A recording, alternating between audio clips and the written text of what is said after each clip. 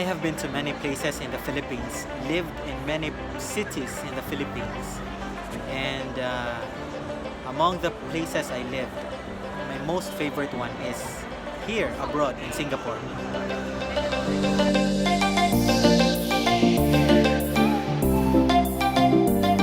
Dili man sad ingon kay abroad and Singapore maong ganahan ko diri.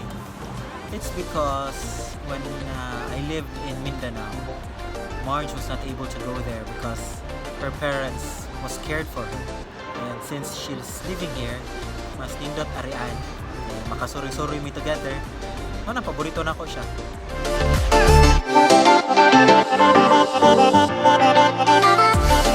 The other thing that I also like about Singapore is the variety of foods here.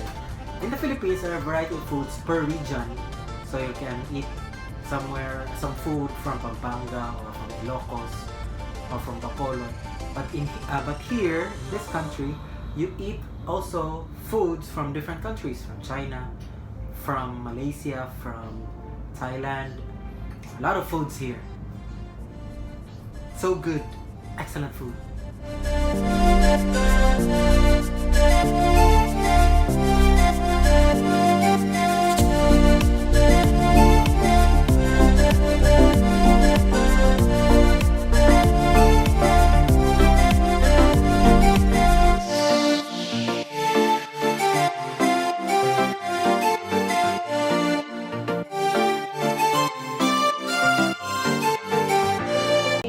Sa train, no?